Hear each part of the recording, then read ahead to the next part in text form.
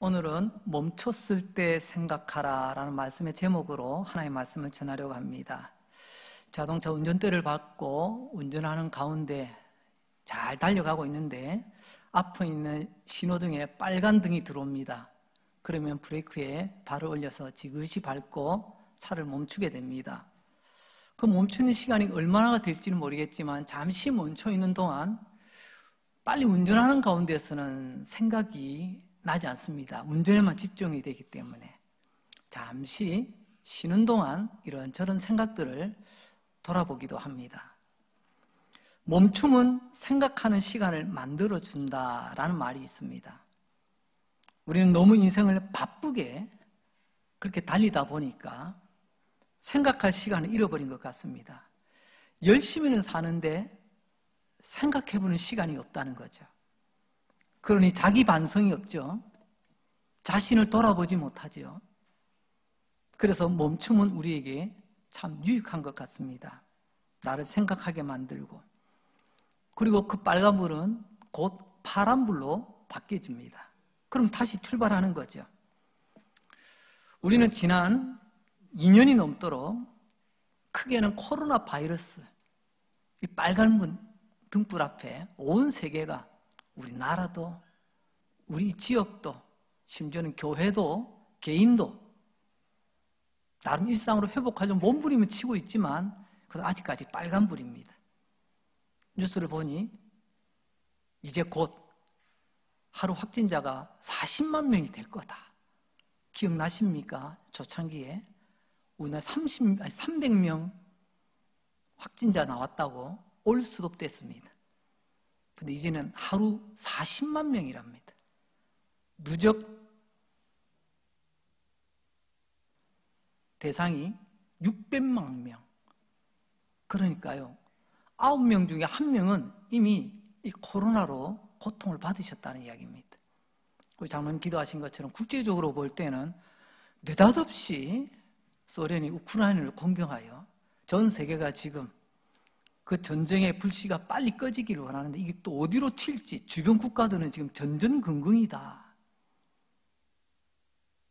또 우리도 봄철에 건조한 가운데 이 불이 또 오늘도 보니까 거의 끝 마무리 돼 간다는데 아직까지 완전 진화가 안 된 것 같습니다. 또 개인적으로는 그 가운데 때는 병원에서 통보를 받습니다. 내 인생을 다시 한번 멈춰야 되는 빨간불에 통보를 받기도 하고요. 잘 다니던 직장에서 통보를 받습니다.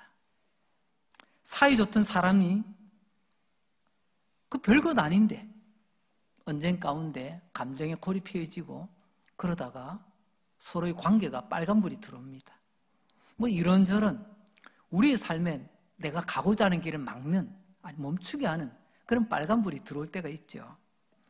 이때 오늘 하나님 말씀합니다.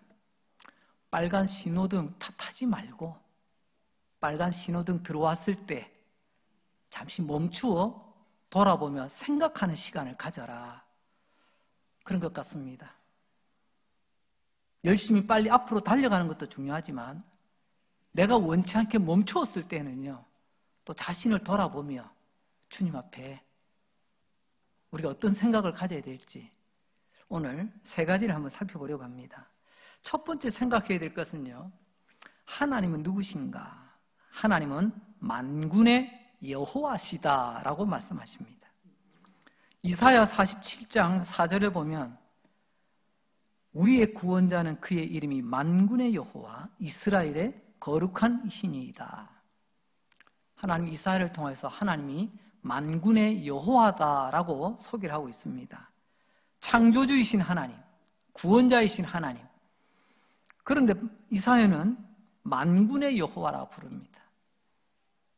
가끔 기도 중에 어떤 분은 만군의 여호와 하나님에 대한 이 호칭을 참 이렇게 좋아하시는 분들도 계시더라고요.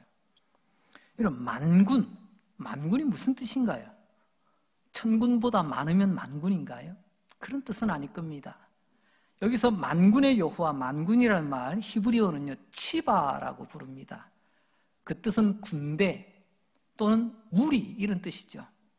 그러니까 만군의 여호와, 치바의 여호와는 모든 군대의 하나님, 모든 무리의 하나님, 이렇게 번역이 될 것입니다.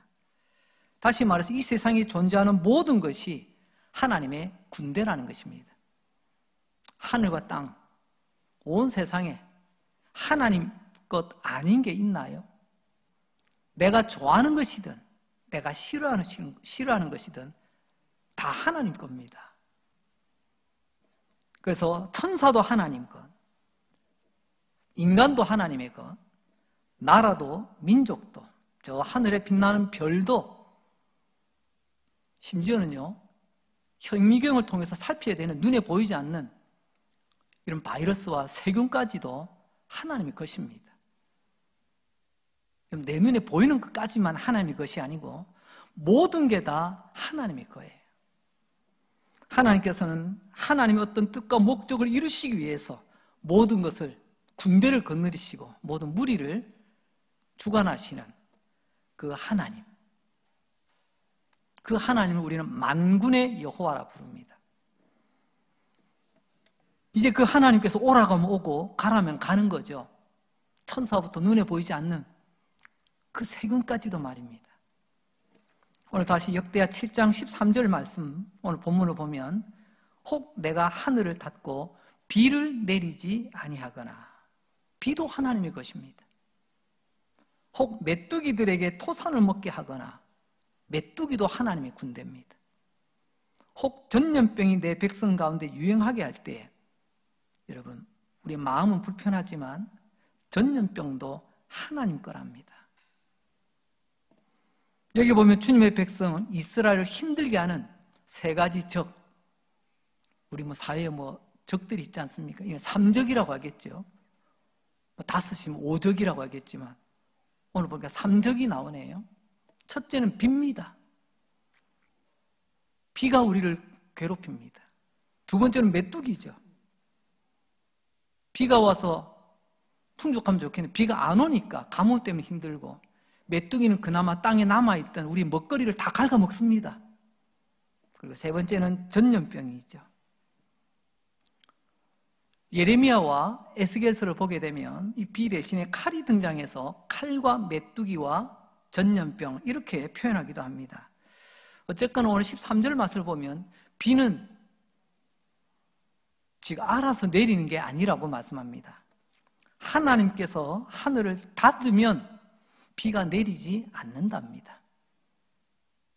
그러니까 만군의 여호와의 하나님, 만군의 총사령관 되시는, 대장 되시는 하나님의 허락 없이는 하늘에서 비가 내릴 수가 없다는 말씀이죠. 오늘 비가 오네 안 오네 이게 아니라 비는 하나님께서 내리게도 하시고 내리지도 않게도 하신다. 그래서 그 비는 하나님의 군대라고 말할 수 있죠. 메뚜기도 마찬가지죠. 땅에서 나는 산물들, 생산물들, 우리가 토산물이라고 부릅니다. 메뚜기가 그냥 날아와서 먹는 게 아니라 만군의 여호와, 모든 군대 대장 되시는 여호와 하나님의 명령, 허락, 호출 없이는 메뚜기가 올 수 없다는 거죠. 그리고 전염병입니다. 이 전염병이 내 백성 가운데에 유행하게 될 때에, 여기서 유행이라는 말이 뭘까요? 의학적으로 보면 세균들이 막 점점 번져 나가는, 전염돼서 나가는 그런 상태겠지요. 근데 이 유행한다라는 말의 원어가 히브리어로 샬라흐입니다. 이게 보낸다는 말이거든요. 보내는 거하고 유행, 이 말은 우리가 좀 더 이해하기 쉽게 위해서 직역이 아니라 조금 의역을 한 것 같습니다. 앞서 말씀드린 것처럼 이제 우리 현실적으로 하루에 확진자가 40만을 눈앞에 두고 있습니다.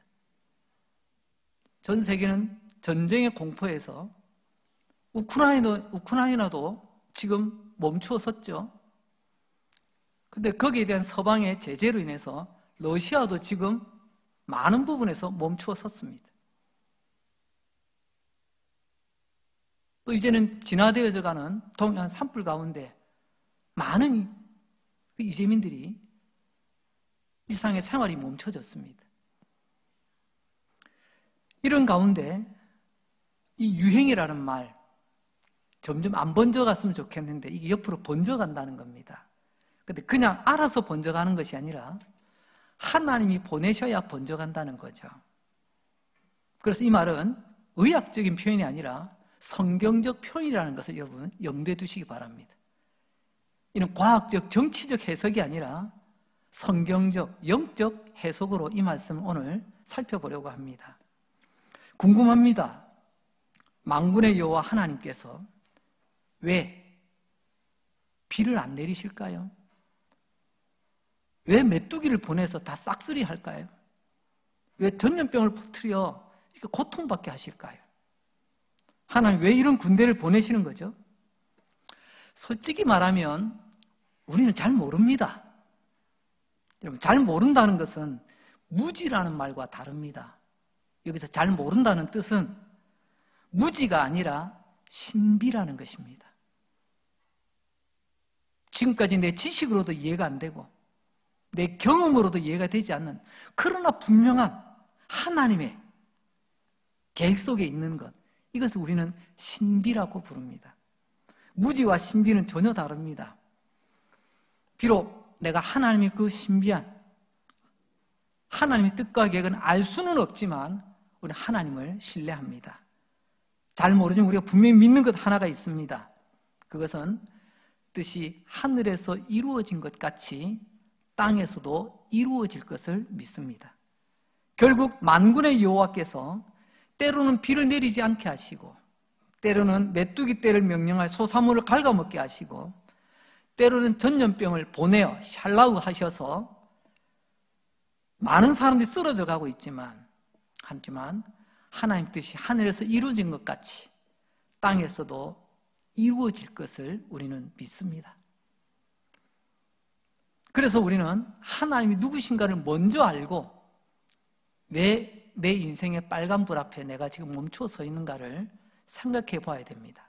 두 번째 우리가 생각해야 될 것, 철저하게 나를 돌아보며 나를 생각하는 것입니다. 우리에겐 참 못된 습관이 하나 있습니다. 자꾸만 남을 봅니다. 원인이 저 사람일 거라고 자꾸만 기웃기웃합니다. 이번에 우리 장로님 기도하신 것처럼 그야말로 극한의 대립이었습니다. 그죠? 결과가 나왔습니다. 어찌되었든지 우리는 믿습니다. 누가 되어도 하나님의 뜻 가운데 이루어진 줄 믿고, 근데 그 뒤를 보니까 결과에 대해서 이야기를 하는데 이제 자꾸만 누구 때문이다, 누구 때문이다, 누구 때문이다. 우리는 그런 말 하기를 참 좋아합니다. 하나님은 빨간 신호등 앞에 멈춰 섰을 때 남 탓하지 말고 내 자신을 먼저 돌아보라고 말씀하십니다. 우리는 세상이 아니라 주님의 자녀입니다. 오늘 하나님께서 말씀하십니다. 역대하 7장 14절 상반절, 내 이름으로 일컫는 누구요? 내 백성이, 하나님의 백성. 하나님은 세상 탓하지 않습니다. 하나님은 바로 나를, 우리를 말씀하고 있습니다. 여러분, 시대별로 상황별로 차이는 있겠지만 세상에는 언제나 악한 일들이 많습니다. 세상에는 그런 사람들이 옛날에도 있었고 지금도 있습니다. 그러니 우리가 세상이 이러니 저러니, 저 인간 이러니 저러니 하지 말고 주의 자녀된 나는 어떤 삶을 살아왔나, 나의 행실, 나의 걸어온 길, 나를 돌아보는 것이 중요하다는 말씀입니다. 하나님께서는 나의 백성이라고 말씀하셨습니다. 하나님의 자녀라고 부르는 하나님의 백성, 거기 오늘 저와 여러분 우리가 있지 않습니까? 구약 성경에 보니까 이런 전염병이라는 단어가 참 많이 나옵니다. 의학적 진단으로서의 전염병이기 전에 전염병은요, 당시 의술로는 어떻게 처리가 안 되는 거예요. 치료도 안 돼. 그냥 기다려보는 수밖에 없는 그런 인간의 가장 무기력함을 보게 하는 그런 증상이죠. 그 중에서 예레미야와 에스겔에서 가장 이 전염병이라는 말이 잘 나오고 있습니다. 많이 나오고 있죠. 왜요? 하나님께서는 하나님의 백성들이 너무나 잘못 살고 있기 때문에 하나님께서 전염병이라는 회초리를 들어 이스라엘을 치시는 겁니다. 때릴 때 아파하며 고통스러운 것 즐기기 위해서가 아니라 그 아파하는 가운데 깨닫고 정신 차리라는 거죠. 우리는 어떻습니까? 옆집 아이 잘 되라고 회초리 들고 나무랄 수 있습니까? 우리는 그렇게 못합니다. 내 아이는, 내 자식은 때로는 엄하게 꾸짖을 수 있고 때로는 회초리를 들기도 합니다. 내 아이니까. 바른 인간 되라고. 오늘 하나님도 우리에게 말씀합니다. 이 빨간 신호등 앞에 멈춰 섰을 때 자꾸 옆에 보지 말고 지금 나를 돌아보라고 말씀합니다. 주의 백성이라 불려지는 나, 주의 백성들이 모인 교회, 이 빨간 등불 아래 우리를 돌아보고 우리를 하나님 앞에 세우라는 말씀이죠. 그리고 오늘 가장 중요한 내용인 세 번째, 이 빨간 신호등 앞에 멈춰선 우리를 하나님께서 주의 자녀에게 주시는 사인이 무엇인가를 생각하라고 말씀합니다. 여러분 사인 아시죠? 말은 아닌데 뭔가 몸짓, 표정들을 통해서 그 마음을 전하는 거 있지 않습니까? 지혜로운 사람일수록 사인을 빨리 알아챕니다. 반대로 말하면 미련한 사람일수록 눈치가 없어요. 눈치가 없다는 건 상대방의 사인을 읽지 못한다는 것입니다. 아무리 눈을 깜빡거리고 뭐라 해도 뭔데? 아니, 눈치가 없는 거죠. 사인을 못 읽어요. 꼭 말을 해야만 알아듣는. 하나님께서 이 신호등 빨간불 앞에서 우리를 세워두십니다. 지금까지 잘 달려왔는지 한번 돌아보라는 것입니다. 그래서 지금 가는 길이 바른 방향인지 한번 살펴보라는 말씀이죠. 이 빨간불이 언제 초록불로 바뀔지는 모릅니다. 어쩌면 내가 생각했던 것보다 꽤 긴 시간 빨간불 앞에 멈춰야 될지도 모릅니다. 주님은 그 빨간불에 멈춰있는 그 시간 가운데 하나님께 우리에게 주시는 사인을 빨리 눈치껏 알아채라고 말씀하십니다. 사실 오늘 본문은 11절에 보니까 하나님께서 솔로몬에게 주신 말씀이라는 것을 알게 됩니다. 오늘 본문의 배경은 하나님께서 솔로몬을 통하여 성전을 다 짓고 난 뒤에 성전 축하 행사, 이거 마치고 난 뒤에 주시는 말씀이에요. 그러니까 축하할 일, 큰 일을 마치고 난 뒤에 뜬금없이 오늘 이 말씀을 주시는 겁니다. 솔로몬 시대에 그날에 무슨 역병이 돌아와서 주시는 하나님의 응급 처방이 아닙니다. 어쩌면 솔로몬이 앞으로 닥칠 미래에 이런 일이 있을 때 아마 그런 말씀일 수도 있겠죠. 하지만 지금 우리는 미래형이 아니라 현재형으로 우리는 이 말씀을 받습니다. 하나님께서 전염병을 샬라흐 보내시면 어떻게 될까요? 곳곳에서 신음하며 고통하며. 안타까운 뉴스는 코로나 가운데 지금 장례가 3일장이 아니라 5일장으로 늘어나는 케이스가 많다는 뉴스를 들었습니다. 왜요? 장례식장에서 이 씨는 화장을 해야 되는데 이게 지금 개별로 하다 보니까 이게 지금 안 되는 거예요. 그래서 부득이하게 제 수도권에서는 3일장이 5일장으로 되는 그런 일이 왕왕 있다고 합니다. 누가 이것을 원하겠습니까? 누가 그것을 바라겠습니까? 하지만 이 모든 것이 어쩜 우리에게는 사느냐 죽느냐의 문제고 일어서느냐 아니면 이대로 주저앉느냐라고 하는 문제입니다.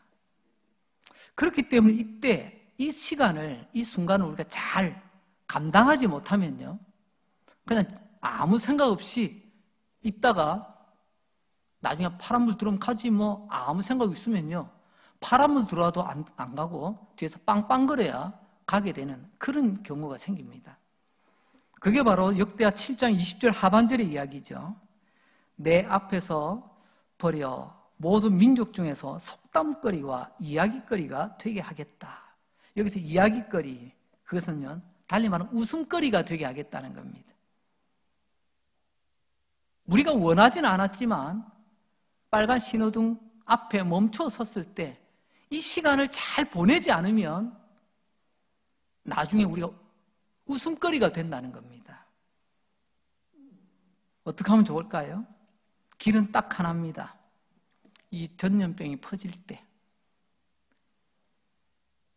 이 빨간 신호등 앞에서 위중하고 위급한 상황 앞에 우리가 살 수 있는 길은 하나님이 고쳐주셔야 됩니다. 하나님이 회복시켜 주셔야 됩니다. 왜요? 우리는 앞서 말씀드렸습니다. 이 모든 것에 만군의 여호와 하나님께서 우리가 원치 않았지만 우리가 알 수 없는 하나님의 뜻과 계획 가운데 보내셨기 때문에 이제 하나님께서 그 군대를 철수시키면 되는 겁니다. 예로 지금 우크라이나 사태를 봅시다. 그 큰 덩치 큰 나라가 그 조그만 나라 지금 침공에 들어갔습니다. 어떻게 해요? 최고 통수권자인 대통령의 명령에 의해서 군대가 움직였어요. 이 문제를 최종적으로 어떻게 해야 되죠? 그 대통령이 이제 부대 복귀 철수 명령을 내리면 지금 이 상황에서 멈추고 이제 끝나게 되는 겁니다. 근데 무슨 이유인지는 모르겠지만 계속해서 지금 고집을 부리고 있죠. 전염병이 뭡니까?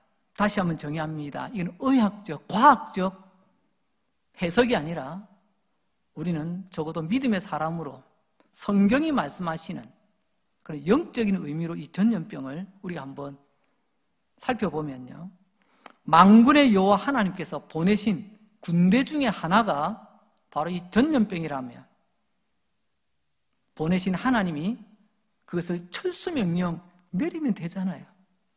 그게 방법입니다. 그럼 이 땅이 고쳐지겠죠. 하나님께서 그 군대를 철수시킬 때 이 땅은 고쳐지게 될 것입니다. 자, 한번 볼까요? 역대하 7장 14절. 내 이름으로 일컫는 내 백성이 그들의 악한 길에서 떠나 스스로 낮추고 기도하여 내 얼굴을 찾으면, 보세요, 내가 하늘에서 듣고 그들의 죄를 사고 그들의 땅을 고칠지니라. 만군의 여호와 하나님의 뜻에 달려 있습니다. 고치시는 분은 하나님이십니다. 만군의 여호와께서 보내셨다면 만군의 여호와께서 철수시키면 해결되는 것입니다. 그러면서 24절에 보게 되니까 빨간 신호등 불 아래서 멈춰선 우리를 향하여 하나님께서 3가지 사인을 보내고 계십니다. 그 사인을 빨리 알아채는 것이 지혜입니다. 첫 번째 사인은요, 14절에 보니까 스스로 낮추고 기도하라는 것입니다. 왜 바삐 가는 내 인생의 발걸음 붙잡고 계시느냐? 스스로 낮추어 기도하라고 우리를 멈추셨습니다. 여러분, 그거 아십니까? 누가 기도 잘하는 줄 아세요? 말 잘하는 사람 기도 잘하는 거 아닙니다. 뭔가 인생의 경험이 풍부해서 기도 잘하는 거 아니에요. 머리가 똑똑해서 기도 잘하는 것 아닙니다. 기도는요, 하나님 아니면 안 됩니다. 하나님을 향한 겸손한 태도가 있는 사람이 기도하는 겁니다. 반대로요, 아무리 똑똑하고 아무리 인생의 경험이 풍부하더라도요, 교만한 사람은 절대로 기도하지 않습니다. 어떻게 여기에 반대 이유가 있나요? 솔직하게 말하면 여러분, 우리 너무 높아졌지 않습니까? 너무 교만해졌지 않습니까? 하나님 베푸신 은혜를 은혜라고 생각하지 않고 은혜라고 생각했다면 날마다 감사하겠죠. 근데 감사 잎사귀는 메말라가고, 아니 당연하다고 여기고, 아니 받은 그 은혜는 포장지도 풀지 않고 지금 뒤에 쌓아놓고 또 달랍니다. 더 달랍니다. 옛날에는 이런 찬송도 많이 불렀습니다. 제가 기억난 찬송 중에 하나 이런 겁니다. 혹시 기억나실라나요? 나 주님 없이는 못 살아. 나 주님 없이는 안 돼. 닷없는 배처럼 흔들려. 나는 주님 없인 못 살아. 혹시 기억나시나요? 우리의 지난 날은 주님 없으면 안 된다고 고백하며 노래하며 그런 믿음으로 달려왔습니다. 그래서 우리는 기도할 수밖에 없어요. 기도 외에는 할 게 없었거든요, 우리가. 근데 이제는요, 나 주님 없어도 괜찮아요. 나 주님 없어도 잘 살아요. 나 주님 없어도 내 노후 걱정 안 해요. 주님 안 찾습니다. 그저 일주일에 한 번 예배당 나와서 마치 요양원에 계시는 우리 어르신들 부모님 찾아뵙듯이 한번 점 찍고 가는 게 답니다. 이게 교만이 아니면 뭐가 교만이겠어요?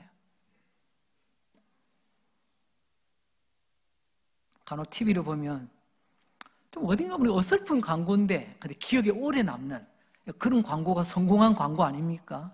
기억에 오래 남는 광고. 그중에 뭐 이런 광고가 있더라고요.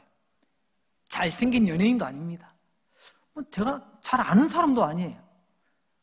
근데 어떤 사람이 나와가지고요, 딱 좋아, 이거 정말 좋은데 이거 어떻게 표현하지? 딱 좋아, 딱 좋아. 여러분 그런 광고 안 보셨습니까? 그렇습니다. 비록 내가 원한 빨간불은 아니고 내가 원하여 멈춰선 건 아니지만 여러분 지금이 딱 좋은 시간입니다. 기도하기 딱 좋은 시간인 줄로 믿습니다. 이전에는요, 바쁘다는 핑계로 기도 안 했잖아요. 이제는 이런저런 핑계 댈 게 너무 많았습니다. 근데 이제는요, 핑계 댈 게 없게 만드십니다.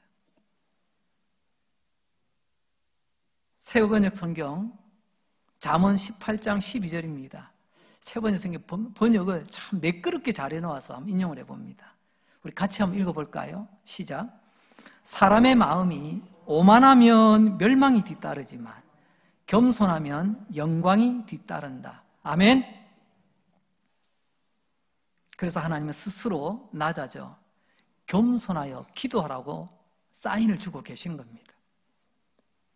사인대로 안 하면 그 게임 망칩니다. 감독의 사인대로 잘 움직여야 그 팀이 승리하는 거죠. 두 번째 사인은 하나님의 얼굴을 찾으라고 우리에게 사인을 보내고 계십니다. 14절에 보니까 하나님의 얼굴을 찾으라고 하죠. 아기가 태어났습니다. 누워서 바둥거리는데 이제 눈맞춤을 하죠. 근데 이 아이 신기하게도 엄마를 알아봅니다. 물론 처음에는 뭐 엄마의 채취, 품 안에 있을 때는 엄마 몸속에 있을 때 엄마의 그 심장 박동 소리, 그 리듬 친숙해서 그러겠지만 어쨌든지 아가는 희한하게 엄마를 알아봅니다. 그래서 엄마에게서 눈을 떼지 못합니다. 심지어는 엄마가 뭐 좀 하려고 장난감 쥐어줍니다. 너 이거 가지고 놀아 하면서 엄마 돌아서면요, 장난감 쥐고 또 아장아장 기어와서 엄마한테 달라붙습니다. 맛있는 입에 넣어줘도요, 엄마한테 달라붙습니다. 왜 그렇게 엄마의 얼굴을 찾는 걸까요? 그것은 결국 아이가 엄마를 사랑한다는 것은 말로 표현 못하니 몸짓으로 표현하는 것 아니겠습니까? 그게 관계거든요. 나 엄마의 사랑 없으면 나 외로워요. 엄마의 사랑 없으면 나 슬퍼요. 엄마의 사랑 없으면 나 울 거예요. 그래서 엄마 하면서 엄마의 얼굴을 찾는 것입니다. 우리는 어떻습니까? 우리는 예수 믿음으로 여러분 다시 태어났습니다. 거듭났죠. 우리는 영적인 아가로 태어났습니다. 영적인 아가는 하나님 향해서 그 얼굴을 찾아야 되는 것, 너무나도 당연한 것 아니겠습니까? 주의 백성인 우리가 하나님 아버지의 얼굴을 찾는다는 것은 바로 관계의 문제입니다. 아기가 엄마 얼굴을 찾듯이 거듭난 우리가 하나님 아버지의 얼굴을 찾고 살아야 되는데, 우리는 더 이상 하나님 아버지의 얼굴을 찾지 않는 인간이 되고 말았습니다. 우리 그걸 타락이라고 합니다. 지금 흘러간 옛 노래입니다. 좀 어린 시절 흥얼거림이 있는데 그 가사가 좀 생각이 남는 게 있습니다. 안악이라는 노래 아십니까? 안악. 우리말로는요, 번역해가지고 사랑하는 나의 아들아. 오늘 어떻게 좀 노래 부르게 좀 됐습니다. 사랑하는 나의 아들아, 네가 태어나던 날. 그러면서 전 세계 사람들의 가슴에 잔잔한 감동을 주었던 그 노래, 우리나라 몇몇 가수가 번역해서 사랑하는 나의 아들아, 네가 태어났을 때 엄마 아빠가 얼마나 기뻐했는 줄 아니? 얼마나 행복했는 줄 아니? 근데 네가 자라면서 말이야, 네가 자라면서 잠깐 엄마 아빠 품을 떠나려고 하더구나. 그 길이 나쁜 길임에도 불구하고 이제는 깨달았겠지? 뭐 그런 내용들로 담겨 있더라고요. 우리가 그렇습니다. 갓 예수 믿고 첫사랑에 첫 은혜에 감격하며 지내다가 조금 내가 좀 머리 좀 굵어졌다고, 조금 알만큼 알았다고 이제 하나님 안 찾습니다. 내가 하고 싶은 대로 갑니다. 성경은 이렇게 우리에게 충고합니다. 전염병보다 더 무서운 것은 하나님과의 친밀했던 관계가 소원해지는 것입니다. 전염병에 걸리면 보건소로 병원으로 달려가겠지만, 여러분, 영적인 내 인생의 전염병이 우리에게 옮아지게 되면 하나님 처방이 뭐죠? 하나님의 얼굴을 찾으라고 말합니다. 전염병보다 더 무서운 것은 하나님과의 친밀했던 관계가 끊어지는 것입니다. 그게 하나님의 얼굴을 찾으라는 말이에요. 하나님의 얼굴을 찾는다는 것은 구체적으로 말하면 하나님의 말씀을 자주 듣는 것입니다. 그리고 하나님과의 대화, 기도의 줄을 놓치지 않는 것입니다. 지금 우리가 원치 않았던 이런저런 빨간 신호등불 아래 멈추어 서 있습니다. 나름 일상으로 돌아가려고 몸부림을 치고 있지만, 근데 그게 쉽지가 않네요. 하지만 이 시간 딱 좋은 시간입니다. 기도하기에 딱 좋은 시간, 하나님 얼굴 바라보기에 딱 좋은 그런 시간인 줄로 믿습니다. 호세아서 5장 15절은 우리에게 이렇게 전하고 있습니다. 그들이 그 죄를 뉘우치고 내 얼굴을 구하기까지 내가 내 곳으로 돌아가리라. 이게 무슨 말이죠? 내가 내 잘못 깨닫고 뉘우치고 사과하고 회개하기 전까지, 하나님의 얼굴을 찾기 전까지 내가 잠시 너와 떨어져 있겠다. 참 무서운 말씀입니다. 그들이 고난받을 때에 나를 간절히 구하리라. 탕자 아시죠? 탕자가 아버지의 마음에 대못을 박습니다. 아버지, 멀쩡하게 정정하게 살아계시는데, 아버지, 어차피 아버지 돌아가시면 나한테 줄 그 재산 미리 주면 안 되겠습니까? 그런 내용이죠. 그 말은 곧 아버지가 살고 죽는 건 문제 안 됩니다. 나한테는 재산만 중요하다는 거죠. 살아있는 아버지, 죽은 아버지 취급하는 겁니다. 그 아들이 자기 목 챙겨서 떠나갑니다. 아버지 어떻게 했을까요? 찾아 나서지 않습니다. 이미 이 아이가 자기 생각에 다 갇혀 있으면요, 아버지가 왜 사람 풀어서 못 찾아오겠습니까? 뭐 그런 말 있잖아요. 다리 몽둥이를 부러뜨려서 데리고 와! 근데 아버지는 그러지 않으셨어요. 자기가 깨닫고 돌아오기 전까지는요, 몸뚱이가 와봐야 소용없는 거 또 뛰쳐나갈 건데. 그래서 아버지는 무던히 기다리시는 겁니다. 언제까지요? 자기가 깨닫고 돌아올 때까지. 근데 언제 깨닫죠? 내 인생 밑바닥 빡빡 길 때, 비로소 그때 깨닫는 거죠. 그때 돌아온 아들, 아버지 보시고 먼저 달려와서 먼저 안아주시고 그 아들을 위해서 잔치까지 벌려주시지 않습니까? 돌아오는 아들, 아버지는 기다리십니다. 하지만 고집 부리는 아들은요, 아버지도 그 고집 못 꺾습니다. 오늘 우리가 가는 길에 빨간 등불 앞에 멈춰 섰을 때, 아하, 내가 지금 어디로 가고 있지? 내가 지금 어디로 왔지? 바른 길을 더듬어 찾아 하나님의 얼굴 찾아 달려갈 수 있는 그런 기회가 될 수 있길 바랍니다. 마지막 세 번째 사인인데요, 그것은 악한 길에서 떠나야 한다고 말씀합니다. 오늘 저는 두 번째와 세 번째 순서를 바꿨습니다. 우리 성경은 이렇게 번역이 되어 있지만 원래 원문은 이 순서대로 하는 게 맞습니다. 성경은 이렇게 말씀합니다. 그들이 악한 길에서 떠나. 그들이 누구죠? 세상 사람 아닙니다. 옆집 아이 아니에요. 내 새끼입니다. 나의 백성. 그들이 악한 길에서 떠나야 된다고 말합니다. 길. 성경에서는 길이라는 표현을 가끔 쓰는데요, 이 길이란 말은 곧 인생을 표현하는 또 다른 단어입니다. 그래서인지 어느 가수가 인생은 나그네 길이라고도 표현하기도 했습니다. 우리는 전염병이라는 이 빨간 신호등불 앞에 멈춰서서 내가 지금 제대로 달려왔는가? 그리고 앞으로 가는 길이 제대로 가고 있는가? 우리는 돌아봐야 됩니다. 그리고 그 길이 하나님께서 기뻐하시는 길이라면 거룩한 길, 하나님 영광 받으신 길이 될 것입니다. 근데 솔직히 보니까 내가 지금 엉뚱한 길을 달려왔고 내가 지금 가는 것도 비록 집 나간 탕자, 아버지를 등지고 내 하고 싶은 데 달려가듯이 엉뚱한 곳을 향하고 있다면 그게 악한 길이라는 거죠. 하나님께서 말씀하십니다. 그 악한 길에서 떠나라. 오늘 성경 그 악한 길에 대해서 구체적으로 두 가지를 우리에게 말씀합니다.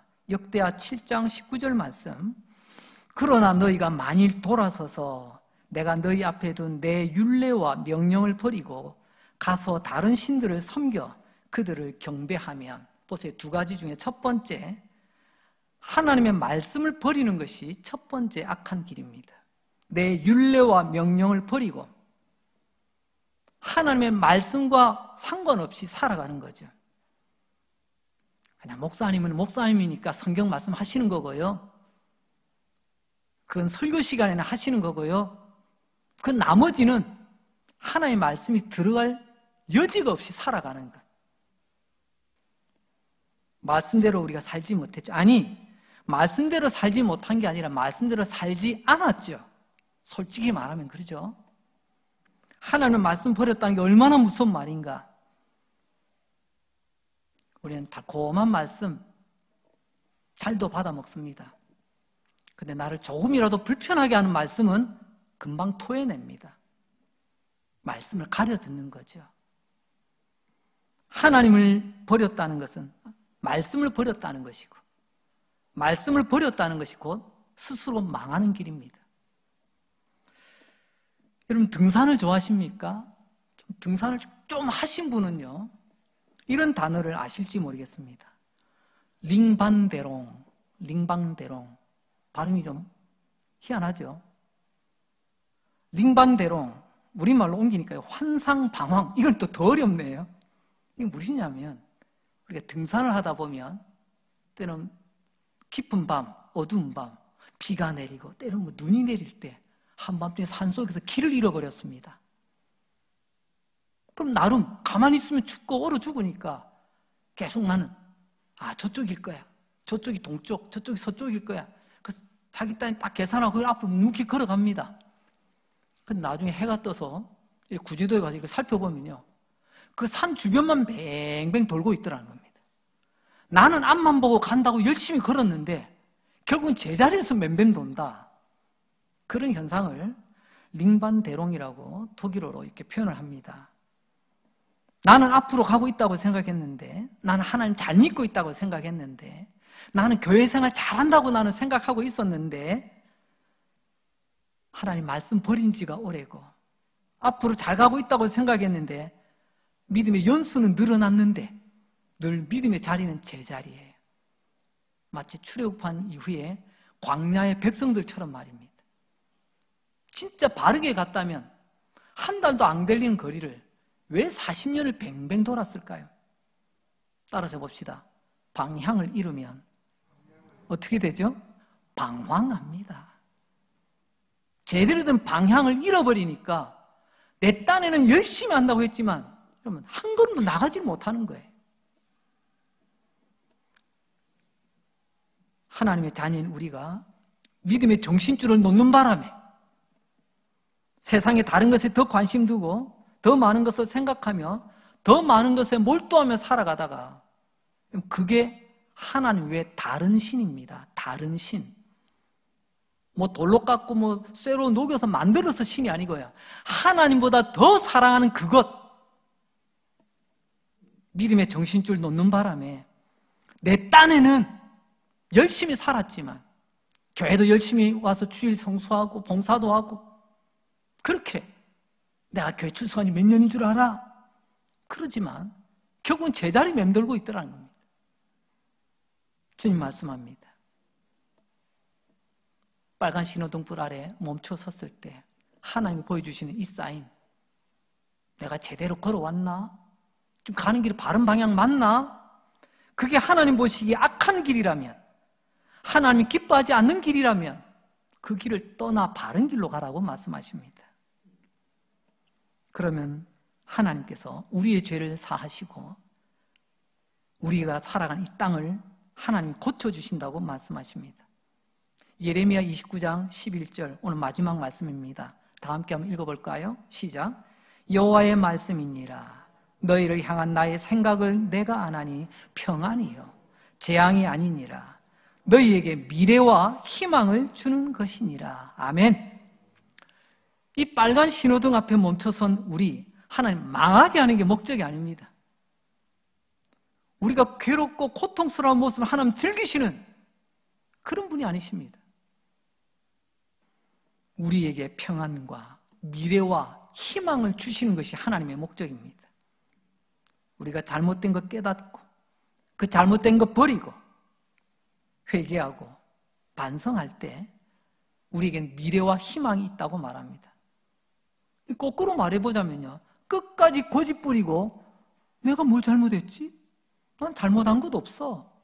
사과할 것도 없고 회개할 것도 없고 나는 지금 내 길 잘 가고 있는 거야. 오늘 말씀대로 하자면요, 그게 망하는 길입니다. 우리가 달려가는 길에 신호등의 빨간불, 조금 불편하지만 그렇다고 반드시 나쁜 것은 아닙니다. 아마 오랫동안 멈춰 서 있게 될지도 모릅니다. 하나님은 우리를 영원히 움직이지 못하게 하는 빨간 신호등불이 아니라 우리에게 평안과 미래와 희망을 주시기 위함이라고 말씀하십니다. 여러분, 멈춰 섰을 때 생각 좀 합시다. 나를 돌아보고 내 인생 돌아보며 하나님 앞에 놓쳐버린 믿음의 정신줄 다시 붙드는 저와 여러분 될 수 있길 바랍니다. 복되신 여러분 되시기를 주님의 이름으로 축복합니다. 기도하겠습니다. 하나님 아버지 감사합니다. 오늘도 하나님의 이름으로 모여 예배드리고 하나님께 영광 돌리며 또 이 시간 생명의 양식 먹여주시니 감사합니다. 잘 달리던 내 인생 자동차 앞에 빨간 신호등 불이 켜져 멈출 수밖에 없을 때 오늘 말씀처럼 만군의 여호와 하나님을 깊이 생각하게 하시고 또 나를 돌아보게 하시고 주님 보여주시는 세 가지 사인 잘 깨닫게 하여 주시옵소서. 멈춰선 이때가 불편하지만 기도하기 딱 좋은 시간인 줄로 믿습니다. 멈춰선 이때가 하나님 얼굴 찾기에 딱 좋은 시간인 줄로 믿습니다. 멈춰선 이때가 악한 길에서 떠나기 딱 좋은 시간인 줄로 믿습니다. 만군의 여호와 하나님 약속하신 대로 평안과 미래와 희망을 주시옵소서. 예수님 거룩하신 이름으로 기도합니다. 아멘.